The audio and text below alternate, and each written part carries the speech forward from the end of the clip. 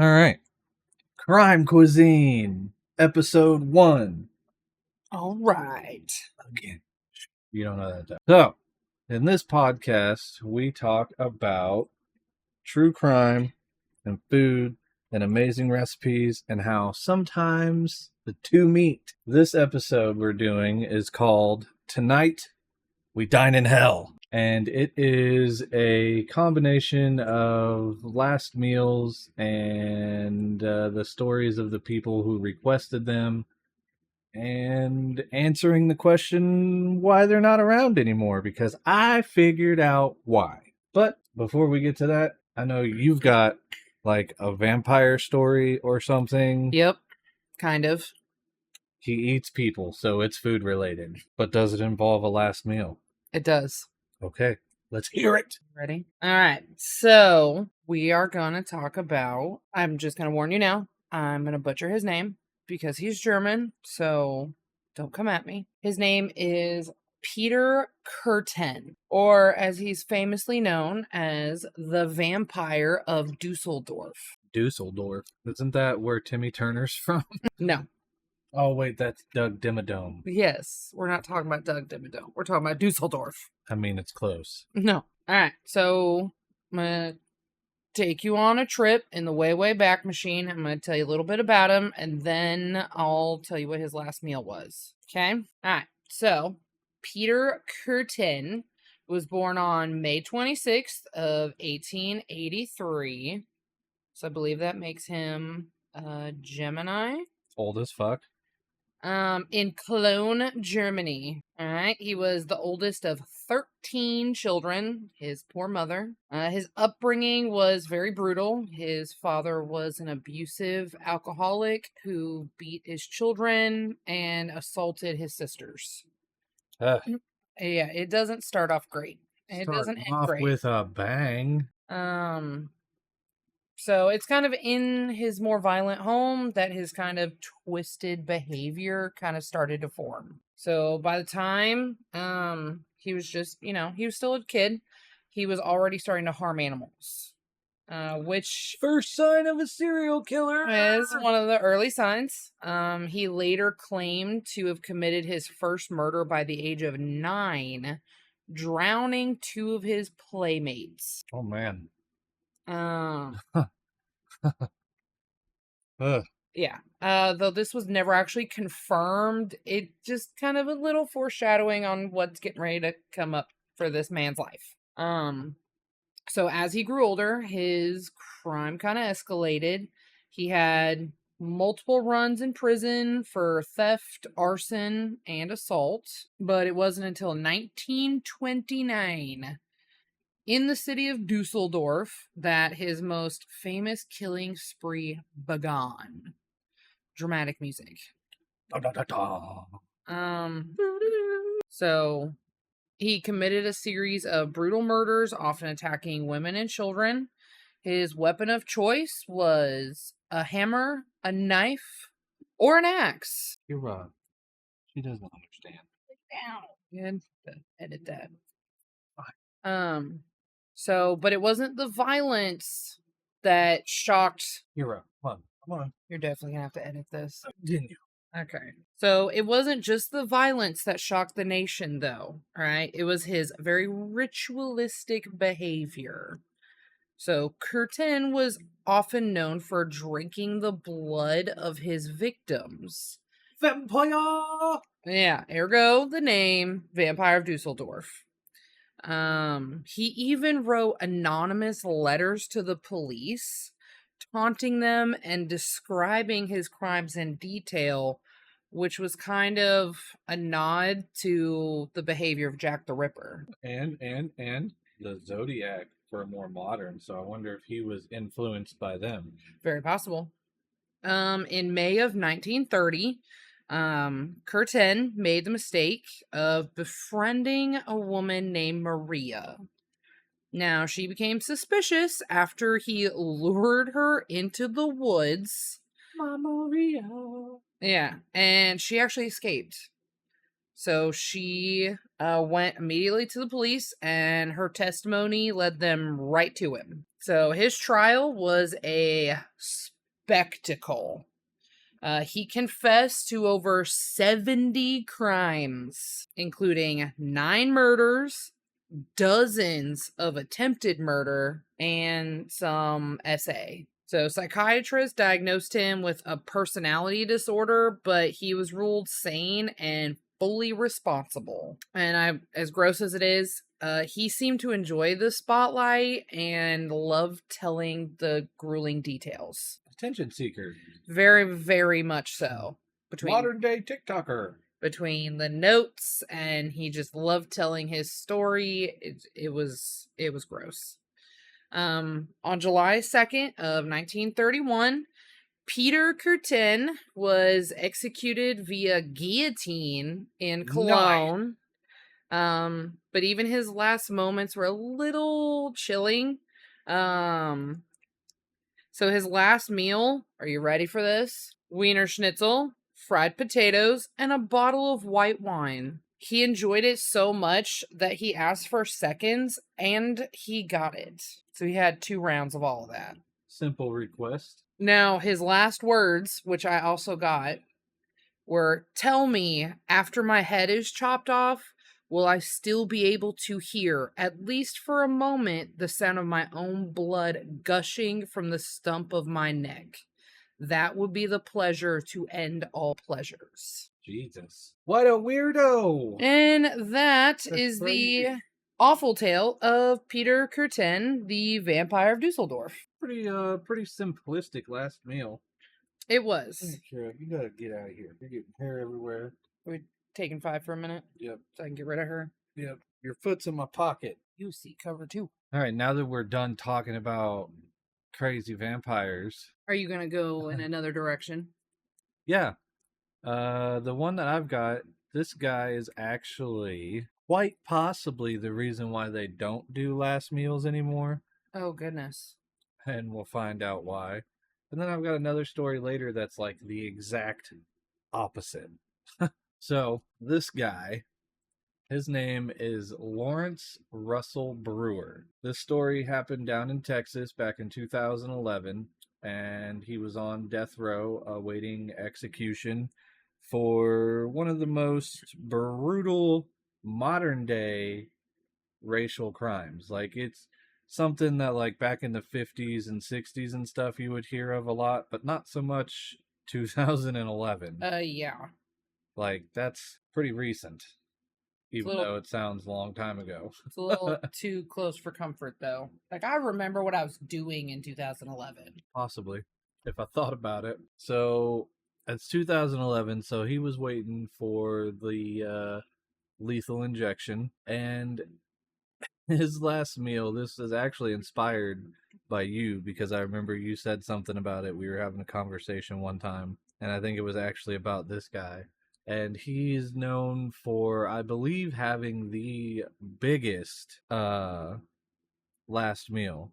I think we have talked about this guy before. So, anyways, besides that, I messed up and skipped a part. His crime in 2011 was he drugged a guy by the name of James Byrd down the street attached to the back of his truck. Oh my goodness. And Mr. Byrd was a black man. That's not okay. No.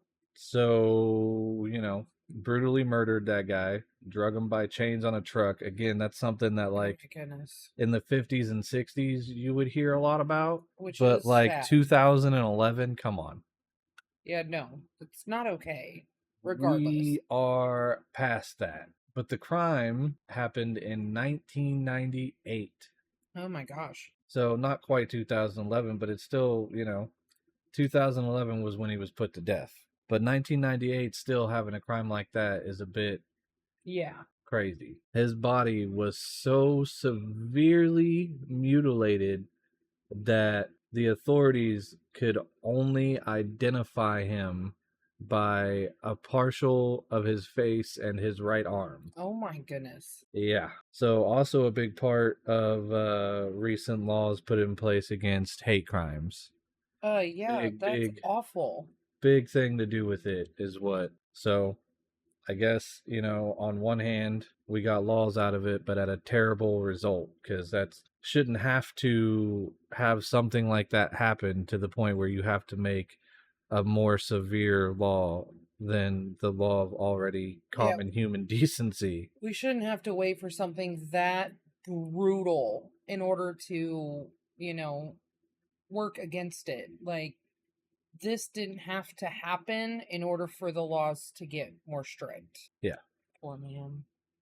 So after that tragedy, this a-hole set on death row, taxpayer money paying for him to live comfortably after doing such a fucking terrible thing, I think. And especially in Texas, you would have thought that, that would have been straight to the top. But I mean, isn't Texas known for having really quick death row times? yeah. So his last meal, accredited to being one of, if not the largest request ever, is, I don't know if it's because of how large it was or because of what happened after he ordered it is the reason why it's no longer a thing. And I know that it's the reason why it's no longer a thing, at least in Texas. But I feel like that's probably a big reason why it's not a thing in the rest of the US too. So this guy ordered 2 chicken fried steaks with gravy and onions, a triple patty bacon cheeseburger, a cheese omelet loaded with ground beef, tomatoes, onions, bell peppers, and jalapenos. I'm not gonna lie, that sounds delicious. That alone would be way more than most people could handle. But he wasn't finished. He Oh my also gosh. ordered, cheers to you for this one, a bowl of fried okra with ketchup, Oh yeah. Switch ketchup for like some ranch. a pound of barbecued meat with a half a loaf of white bread, What? 3 fully loaded fajitas, a meat lover's pizza, and to top it all off, a pint of Bluebell specific vanilla ice cream, Because it's creamy. and 3 root beers. Ooh, making root beer floats. That's what I would do. You would think. That's a lot though. You'd almost have to eat and like throw it up and then eat the rest. That's the only way you're eating any of that. So I believe that just like the sheer magnitude of that, obviously, I'm pretty sure they did articles about it back then when it happened, and we're like, what the hell? But here's where it took a turn. He ordered took a turn? all of that food, Uh-huh. and then once it all arrived to his cell, Would he not eat it? nope, he said, I'm not hungry now. Well, what? So hold up. So you're just gonna waste all of that food that someone else could have eaten just to kind of stick it to the man? Right. One last little diabolical fuck you, Hmm.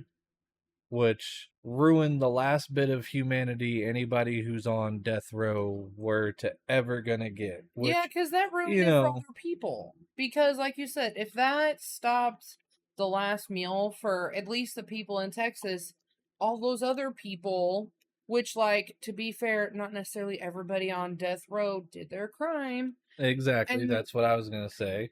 so, like, because there's innocent people and they're just stuck by the system.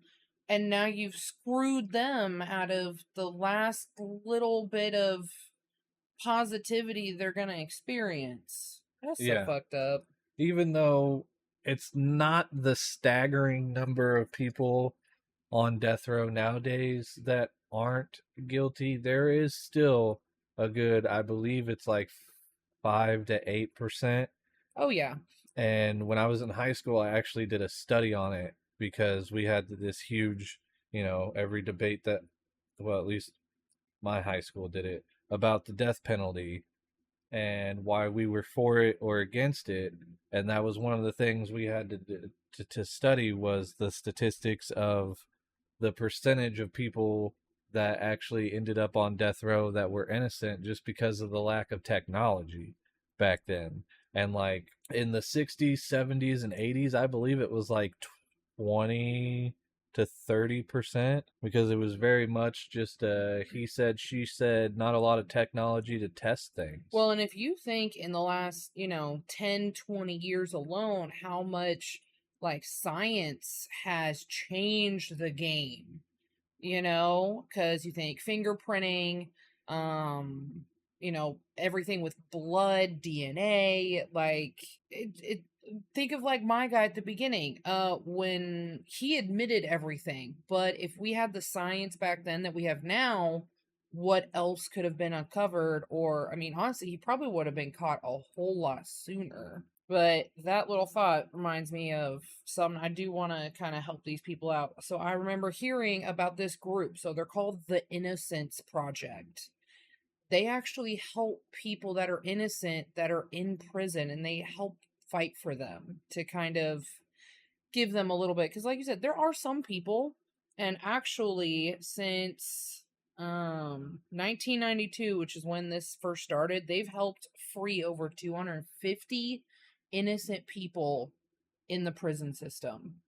Jesus. And I don't even know where all exactly they are out of, but they actually help wrongfully convicted people. So the Innocence Project, they do great things. So that guy single-handedly is the reason why Texas no longer gives people the last little bit of humanity, again, whether they deserve it or not. It's just nobody gets it now. So What an asshole. fuck you, Lawrence fucking Brewer, you dick. Just a giant piece of shit in life and right before death. So, what a dick. Fucking it up for everybody. What else you got? All right. So it's not gonna get any better. Just telling you now. I am gonna talk about somebody famous. That seems to be a thing this episode. I got someone famous from Germany, and now I'm getting ready to give you someone else that's famous here in the States. He's not famous for anything good. He's famous for being a awful person. So, trigger warning, this guy's a giant piece of shit. Timothy James McVeigh was born on April 23rd of 1968 in Pendleton, New York. New York. I know, I can just see the sailors in the background dancing. I don't know if you get that reference or not, my old soul. So, he grew up a quiet, introverted kid, fond of, normal things, right? That kids like guns and survivalist books and anti-government conspiracies. The normal stuff. After high school, he actually joined the United States Army, hoping for a career in special forces, which, bravo, I applaud anybody willing to go into the armed forces. Seriously, it takes a special kind of person. But still, fuck you. Yeah, still fuck you, Timothy McVeigh. So he was actually even deployed during the Gulf War in 91, where he earned a Bronze Star. Yeah, but for what? Washing cars? I don't know. But what seemed like a patriotic path for him kind of took a bit of a sharp turn, as you can imagine. Otherwise, why would we be talking about him? So McVeigh became disillusioned with the military, especially after the events of the Waco siege of 1993, where, if you don't know, 76 people, including children, died in a standoff between the FBI and a very religious sect in Texas. To McVeigh, it was considered tyranny, and someone had to strike back. And fuck every single one of those people that didn't let their children run away. That's a story for another episode, just saying. Well, we'll talk about that another episode. So, on the morning of April 19th of 1995, I was wee little sprout. I was almost one. So, McVeigh parked a Ryder truck filled with nearly 5,000 pounds of explosives in front of the Alfred P. Murrah Federal Building in Oklahoma City. At 9:02 a.m., the truck detonated. The explosion ripped through the building, killing 168 people, including 19 children in a daycare center. I don't know. So over 600 other people were injured. It's considered the deadliest act of domestic terrorism in United States history at the time. Asshole. Yeah. McVeigh was actually arrested just 90 minutes later, so he didn't get far. Pulled over for, are you ready? A missing license plate, and eventually linked to the bombing by a mix of forensic evidence and old-fashioned detective work. Old-fashioned detective Old-fashioned. work. Call Sherlock Holmes. So McVeigh represented himself, which is always the go-to for people. I don't know why. Don't do that. And as a soldier fighting a corrupt government, but obviously the jury didn't buy it. In 97, he was convicted on 11 federal counts, including conspiracy to use a weapon of mass destruction and first-degree murder. He was sentenced to death by lethal injection. So throughout his time on death row, he remained largely unrepentant, even calling the civilian deaths collateral damage. His demeanor was very calm, calculating, and unnervingly calm. Yeah, I don't think I can handle being around this guy. He's a psycho. Yeah. His last meal, all right? So on June 10th, 2001, that was right before some really awful shit happened. So the night before his execution, Timothy McVeigh made a very simple request. All right. 2 pints of mint chocolate chip ice cream, which I'm not going to lie, I love mint chocolate chip ice cream. I know, me too. So he was executed the next morning in Terre Haute. I totally didn't pronounce that right. Indiana. He was the first person put to... Shut up. He was the first person put to death by the federal government since 1963. Oh. So. How ironic, because my story happens in 1963. Does it really? Well, is that who they're talking about? We'll find out.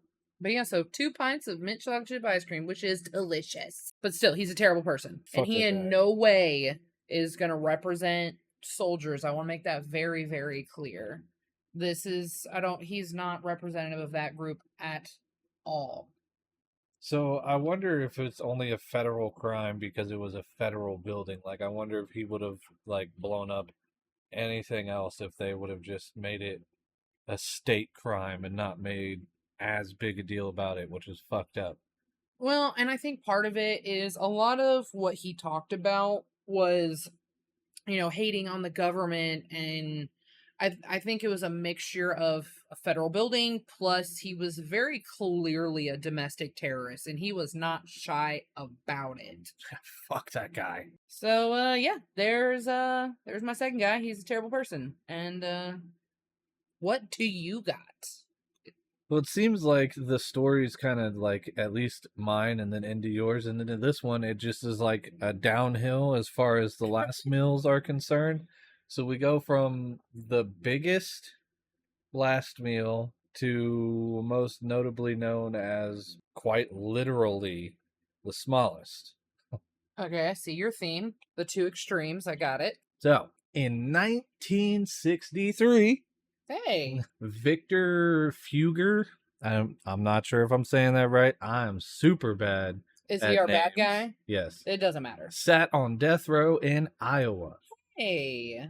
Convicted of a crime that people around him could not believe had happened. I'm sure nothing happens in that state. Just saying. And I've lived there. I don't know. It's Iowa. I feel like there's a lot of hidden serial killers that, Maybe I'll have to find some. There's nothing but cornfields. So, his crime happened in 1960. He lured Mr. Doctor. So, everybody's got to be more upset because it's a doctor.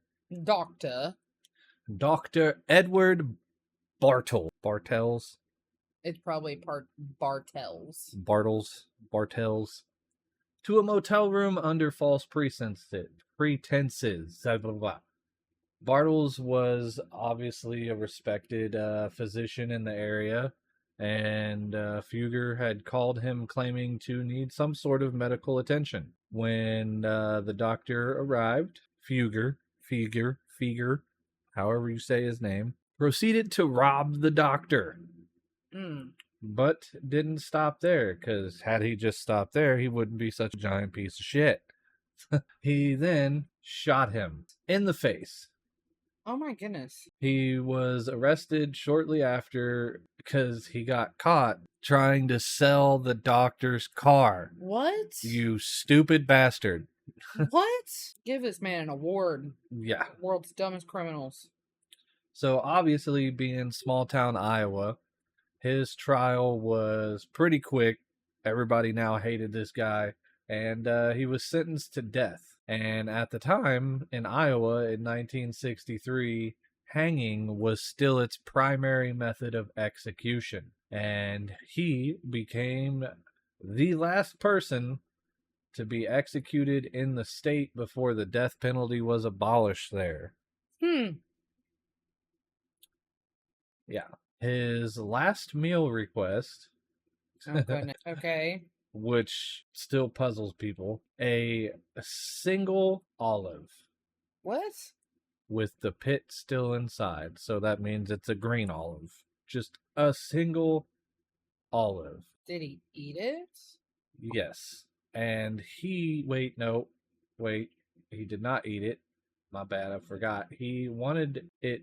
No, he ate it, and then he wanted the pit to be buried with him. That's why he still wanted the pit, in hopes that an olive tree would sprout out of his grave, as for some reason a symbol of peace. Yeah, no, I don't think this guy gets that. No, why would you shoot somebody in the face and then you want Peace. Oh, I'm so sorry. The fuck out of here, dude. Anyways, so after his execution, they told him he couldn't keep the pit, but they found it in his pocket. Okay. So he ate around it, but he still kept the pit in his pocket. Man, I hope they like threw that away. Just like, fuck you guys, we're not gonna let a tree grow. We'll go plant it somewhere else.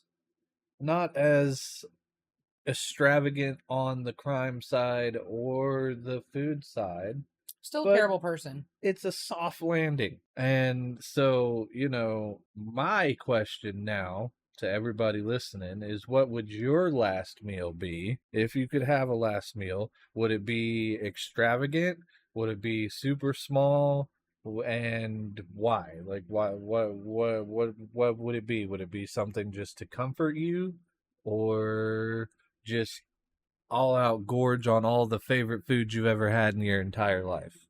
What would yours be, and why? So, oh goodness. So I'd probably have a little bit of a bunch of different stuff just to kind of live off of those child memories, but I'd probably have like, I could live off of lasagna. So I'd have to have like at least a small slice of it. Some chicken fried steak with the white gravy, my favorite. Probably some like pickle fries, some ranch to dip them in, and probably have to end it with like, I'm gonna piggyback, man. That mint chocolate chip ice cream would be so freaking good.